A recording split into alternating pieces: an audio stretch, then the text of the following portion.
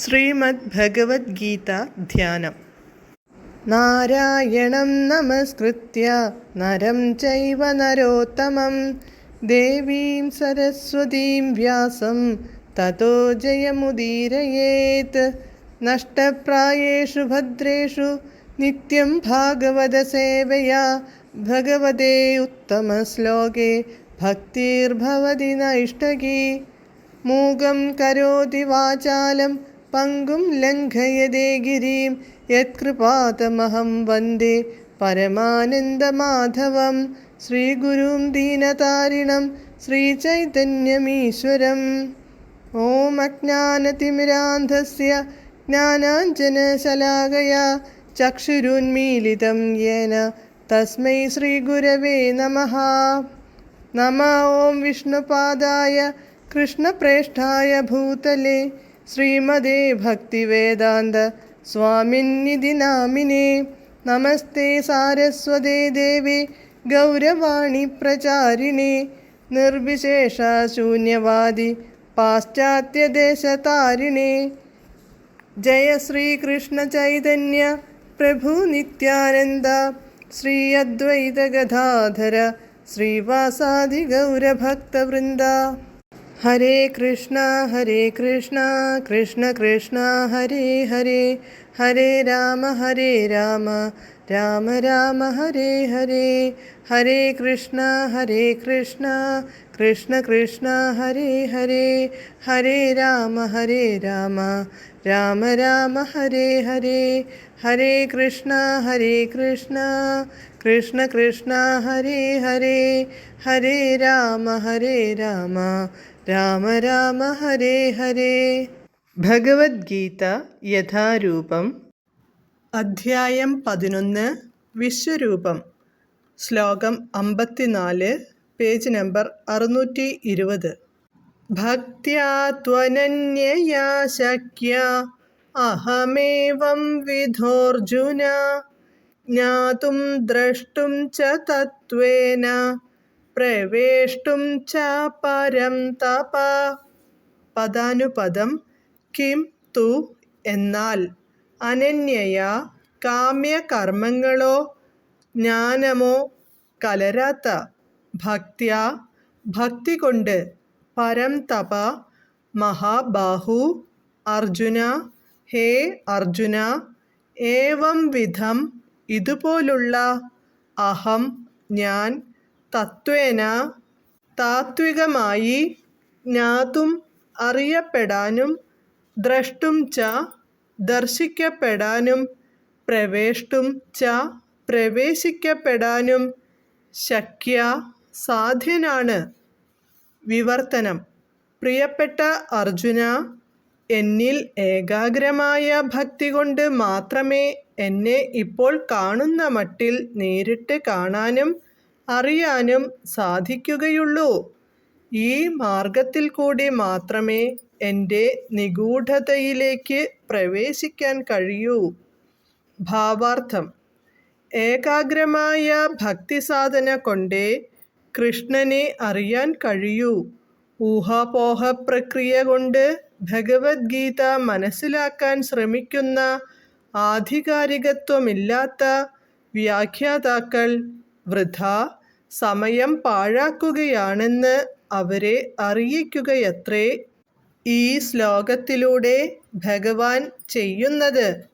കൃഷ്ണൻ ആരെന്നോ അവിടുന്ന് ചതുർഭുജനായി പ്രത്യക്ഷപ്പെടുകയും പിന്നീട് ദ്വിഭുജ രൂപം കൈക്കൊള്ളുകയും ചെയ്തതെങ്ങനെയെന്നോ ആർക്കും അറിയാൻ സാധിക്കുകയില്ല. വേദാന്ത ചിന്ത കൊണ്ടോ വേദപഠനം കൊണ്ടോ ഇതറിയാനാവില്ല. അതിനാലാണ് ആർക്കും കൃഷ്ണനെ കാണാനോ ഈ വസ്തുതകൾ ഗ്രഹിക്കാനോ കഴിയില്ലെന്ന് ഇവിടെ തീർത്തു പറയുന്നത്. വൈദിക സാഹിത്യത്തിൽ നിന്ന് ഉത്കൃഷ്ടമായ അറിവ് നേടിയവർക്ക് കൃഷ്ണനെ പറ്റി പല വിധത്തിലും മനസ്സിലാക്കാം. അതിന് നിബന്ധനകൾ പലതുമുണ്ട്. കൃഷ്ണനെക്കുറിച്ച് അറിയേണ്ടവർ വൈദിക ഗ്രന്ഥങ്ങളിലുള്ള ആധികാരികമായ നിബന്ധനകളെല്ലാം അനുസരിക്കണം. തദനുസൃതമായ തപസ് അനുഷ്ഠിക്കണം. ഉദാഹരണമായി, ശരിക്കും തപസ് ചെയ്യാൻ ഉദ്ദേശിക്കുന്ന ഒരാൾ കൃഷ്ണൻ അവതരിച്ച നാളിലും ജന്മാഷ്ടമി നാളിലും 2 ഏകാദശി നാളുകളിലും ഉപവസിക്കണം. ദാനം ലോകമെമ്പാടും കൃഷ്ണാവബോധം പ്രചരിപ്പിക്കുന്ന ഭക്തജനങ്ങൾക്ക് നൽകേണ്ടതാണ്. മനുഷ്യരാശിക്ക് ഒരനുഗ്രഹമത്രേ കൃഷ്ണാവബോധം. അതിപ്രയത്നം കൊണ്ട് മാത്രം നേടാനാവുന്ന കൃഷ്ണഭക്തിയെ ഉദാഹരണമായി വിതരണം ചെയ്തു പോന്ന ചൈതന്യ മഹാപ്രഭുവാണ് ഏറ്റവുമധികം ദാനശീലനായ വ്യക്തിയെന്ന് രൂപ ഗോസ്വാമി പറയുന്നുണ്ട്. കൃഷ്ണാവബോധം പ്രചരിപ്പിക്കുന്നവർക്ക് അതിന് ഉതകും വിധം ധനം നൽകുകയാണ് ലോകത്തിൽ ഏറ്റവും മഹത്തായ ദാനം. വിധിപ്രകാരമുള്ള ക്ഷേത്രാരാധനയും. ഇന്ത്യയിൽ ധാരാളം കൃഷ്ണക്ഷേത്രങ്ങളും വിഷ്ണു ക്ഷേത്രങ്ങളുമുണ്ട്. ഭഗവത് സേവനത്തിലൂടെ ആത്മീയ പുരോഗതി നേടാനുള്ള ഒരു വഴിയാണ്. ഭക്തിസാധനയുടെ ആദ്യഘട്ടത്തിൽ അത്യാവശ്യമായ ഒന്നാണ് ക്ഷേത്ര ദർശനവും ആരാധനയും. ശ്വേതാശ്വതരോപനിഷത്ത് 6:23 ഇങ്ങനെ പറയുന്നു: യസ്യ ദേവേ പരാഭക്തിർ യഥാ ദേവേ തഥാ ഗുരൗ തസ്യൈതേ കഥിതാ ഹ്യർത്ഥാഃ പ്രകാശന്തെ മഹാത്മനഃ. ഗുരുവിലും കൃഷ്ണനിലും അചഞ്ചലമായ വിശ്വാസമുള്ളവനും അങ്ങനെയുള്ള ഗുരുവിനാൽ നയിക്കപ്പെടുന്നവനുമായ ഒരാൾക്ക് പരമദിവ്യോത്തമ പുരുഷന്റെ ദർശനമുണ്ടാകും. മാനസിക വ്യായാമങ്ങൾ കൊണ്ട് ആർക്കും കൃഷ്ണനെ മനസ്സിലാക്കാൻ കഴിയില്ല. വിശ്വാസ്യനായൊരു ആത്മീയ ഗുരുവിൻ്റെ മേൽനോട്ടത്തിലുള്ള പരിശീലനം ലഭിക്കാതെ കൃഷ്ണനെ മനസ്സിലാക്കുവാൻ ആരംഭിക്കുന്നതുപോലും ദുഷ്കരമാണ്. തു എന്ന പദം കൊണ്ട് ഇതിന് മറ്റൊരു പ്രക്രിയ ഉപയുക്തമല്ലെന്നും ഒരിക്കലും വിജയത്തിലെത്തിക്കുകയില്ലെന്നും ഊന്നി പറയുന്നു. കൃഷ്ണന്റെ വ്യക്തിരൂപങ്ങൾ ദ്വിഭുജങ്ങളായാലും ചതുർഭുജങ്ങളായാലും അർജുനന് താത്കാലികമായി പ്രത്യക്ഷമായ വിശ്വരൂപത്തിൽ നിന്ന് വളരെ വ്യത്യസ്തമാണ്. വിശ്വരൂപം ക്ഷണികമെന്നിരിക്കെ മറ്റു 2 രൂപങ്ങളും ശാശ്വതങ്ങളും അതീന്ദ്രിയങ്ങളുമത്രേ. വിശ്വരൂപം ആരും കണ്ടിട്ടില്ലെന്ന് സുദുർദർശമെന്ന വാക്ക് സൂചിപ്പിക്കുന്നു. മാത്രമല്ല, ഭക്തന്മാർക്ക് അത് കാണേണ്ട ആവശ്യമില്ലെന്നും ഭാവിയിൽ സ്വയം അവതാര പുരുഷനെന്ന് ഭാവിക്കുന്നവരോട് ജനങ്ങൾക്ക് വിശ്വരൂപം കാട്ടിത്തരണമെന്ന് ആവശ്യപ്പെടാൻ കഴിയണമെന്നും ഉദ്ദേശിച്ചാണ് അർജുനന്റെ അപേക്ഷപ്രകാരം കൃഷ്ണൻ ആ രൂപം പ്രത്യക്ഷപ്പെടുത്തിയത്. മുൻ ശ്ലോകത്തിൽ ന എന്ന പദം പലവുരു ഉപയോഗിച്ചിട്ടുണ്ട്. വൈദിക സാഹിത്യത്തിൽ പണ്ഡിതോചിതമായ പരിജ്ഞാനം പോലുള്ള ബഹുമതികൾ നേടിയതുകൊണ്ട് ആരും ഗർവിഷ്ഠരായിക്കൂടാ എന്നാണത് സൂചിപ്പിക്കുന്നത്. ഭക്തിപൂർവം കൃഷ്ണനെ സേവിക്കുകയാണ് ആവശ്യം. എന്നിട്ട് മതി ഭഗവത്ഗീതയ്ക്ക് ഭാഷ്യങ്ങൾ എഴുതാനുള്ള യത്നം ആരംഭിക്കാൻ. വിശ്വരൂപം മറച്ച് പിന്നീട് കൃഷ്ണൻ ചതുർഭുജനായ നാരായണ രൂപവും ഒടുവിൽ ദ്വിഭുജനായ സ്വരൂപവും കൈക്കൊള്ളുന്നുണ്ട്.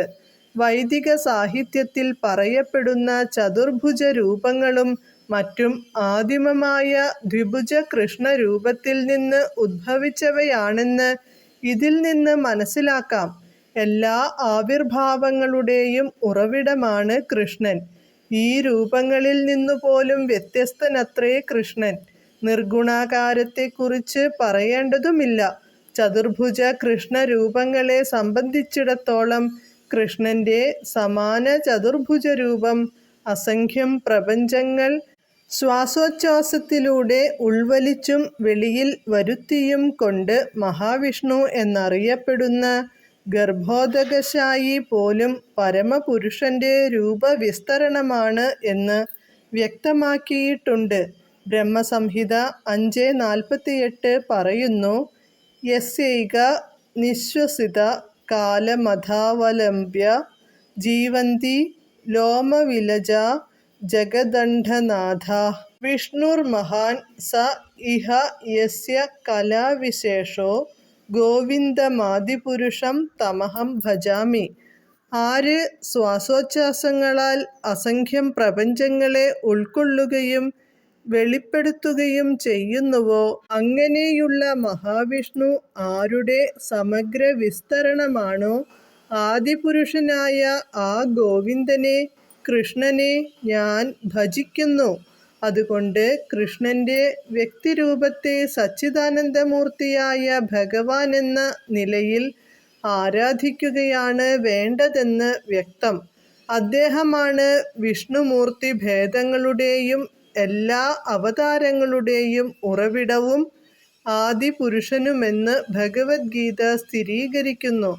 ഗോപാലതാപന്യുപനിഷത്ത് 1:1 സച്ചിദാനന്ദരൂപായ കൃഷ്ണായ ക്ലിഷ്ടകാരിണേ നമോ വേദാന്തവേദ്യായ ഗുരുവേ ബുദ്ധിസാക്ഷിണേ. സച്ചിദാനന്ദമയമായ ദിവ്യരൂപമുള്ളവനായ കൃഷ്ണനെ ഞാൻ പ്രണമിക്കുന്നു. അദ്ദേഹത്തെ അറിയുന്നതാണ് വേദജ്ഞാനം. അദ്ദേഹമാണ് പരമഗുരു. കൃഷ്ണോ വൈ പരമം ദൈവതം. പരമദൈവം കൃഷ്ണനാകുന്നു. ഏകോ വശി സർവഗഃ കൃഷ്ണ ഈഢ്യഃ. അങ്ങനെയുള്ള കൃഷ്ണനാണ് ആരാധ്യനായ പരമദിവ്യോത്തമ പുരുഷൻ. ഏകോപി സാൻ ബഹുധാ യോവഭാതി. കൃഷ്ണൻ ഒരാളെയുള്ളൂവെങ്കിലും നാനാരൂപങ്ങളായും അവതാരങ്ങളായും പലവിധം കാണപ്പെടുന്നു എന്ന് ഗോപാലതാപന്യുപനിഷത്ത് 1:3, 1:21, ബ്രഹ്മസംഹിത 5:1 ഇപ്രകാരം പറയുന്നു. ഈശ്വരഃ പരമഃ കൃഷ്ണഃ സച്ചിദാനന്ദ വിഗ്രഹഃ അനാദിരാദിർഗോവിന്ദഃ സർവകാരണകാരണം. സച്ചിദാനന്ദമൂർത്തിയായ കൃഷ്ണനത്രേ പരംപുരുഷൻ. എല്ലാറ്റിനും ആദിയായ അദ്ദേഹം അനാദിയും ഏതൊരു കാരണത്തിനും കാരണവുമാണ്. യത്രാവതീർണം കൃഷ്ണാഖ്യം പരം ബ്രഹ്മനരാകൃതിഃ എന്ന് മറ്റൊരിടത്തു പറയുന്നു. പരമസത്യം ഒരു വ്യക്തിയാണ്. കൃഷ്ണൻ എന്ന് പേരുള്ള അദ്ദേഹം ചിലപ്പോൾ ഭൂമിയിൽ അവതരിക്കുന്നു. ഭാഗവതത്തിലും പല രൂപങ്ങളിലുള്ള അവതാരങ്ങളെപ്പറ്റി വിവരിക്കുന്നതിനിടയിൽ കൃഷ്ണനെപ്പറ്റിയും പ്രസ്താവിച്ചിട്ടുണ്ട്. എന്നാൽ കൃഷ്ണൻ ഒരു അവതാരമല്ല. ആദിമനായ പരമപുരുഷൻ സ്വയം ഭഗവാൻ തന്നെ എന്നും ഭാഗവതം എടുത്തു പറയുന്നു. ഏതേ ചാംശകലാഃ പുംസഃ കൃഷ്ണസ്തു ഭഗവാൻ സ്വയം. ഭഗവദ്ഗീതയിൽ ഭഗവാൻ മത്തഃ പരതരം നാന്യത് എന്നാണ് പറയുന്നത്. കൃഷ്ണരൂപിയായ എന്നേക്കാൾ ശ്രേഷ്ഠനായി ആരുമില്ല. അഹമാദിർഹി ദേവാനാം. എന്നിൽ നിന്നാണ് ദേവന്മാരുടെ ഉദ്ഭവം എന്നും അദ്ദേഹം പറയുന്നു. കൃഷ്ണനിൽ നിന്ന് ഭഗവദ്ഗീത കേട്ട ശേഷം അർജുനനും ഇങ്ങനെയാണ് പ്രഖ്യാപിക്കുന്നത്. പരം ബ്രഹ്മ പരം ധാമ പവിത്രം പരമം ഭവാൻ. പരമപുരുഷനും പരമാശ്രയവും പരമസത്യവും അങ്ങു തന്നെ എന്ന് ഞാനിപ്പോൾ പൂർണ്ണമായും മനസ്സിലാക്കുന്നു. ഈ നിലയിൽ അർജുനനു കാണിച്ച വിശ്വരൂപമല്ല മൗലികമായ ഐശ്വരാകാരം. സാക്ഷാൽ കൃഷ്ണന്റെ മൗലിക രൂപമാണ് ആ ഐശ്വരാകാരം. അനേകായിരം തലകളും കൈകളുമുള്ള ആ മഹത്തായ വിശ്വരൂപം ഭഗവാനിൽ പ്രേമമില്ലാത്തവരുടെ ശ്രദ്ധയെ ആകർഷിക്കുവാൻ വേണ്ടി മാത്രം വെളിപ്പെടുത്തിയതാണ്. ഇത് ഭഗവാന്റെ യഥാർത്ഥമായ രൂപമല്ല. ഭഗവാനുമായി നാനാവിധത്തിൽ ദിവ്യപ്രേമം കൊണ്ട് ബന്ധപ്പെട്ടവർക്ക് വിശ്വരൂപം ആകർഷകമായി അനുഭവപ്പെടില്ല. തൻ്റെ മൗലികമായ കൃഷ്ണാകൃതിയോടെയാണ് ഭഗവാൻ ദിവ്യപ്രേമത്തെ കൈക്കൊള്ളുന്നതും കൊടുക്കുന്നതും. തന്മൂലം കൃഷ്ണനുമായി അത്രയുമധികം അടുത്ത സൗഹൃദബന്ധമുണ്ടായിരുന്ന അർജുനന് ഈ വിശ്വവ്യാപ്തമായ രൂപം സന്തുഷ്ടിയുളവാക്കിയില്ല എന്നു മാത്രമല്ല, ഭീകരമായി താനും. എന്നെന്നും കൃഷ്ണന്റെ സുഹൃത്തായിരുന്ന അർജുനന് അതീന്ദ്രിയ ദൃഷ്ടി കൈവന്നിരിക്കണം. ഒരു സാധാരണ മനുഷ്യനായിരുന്നില്ല അർജുനൻ.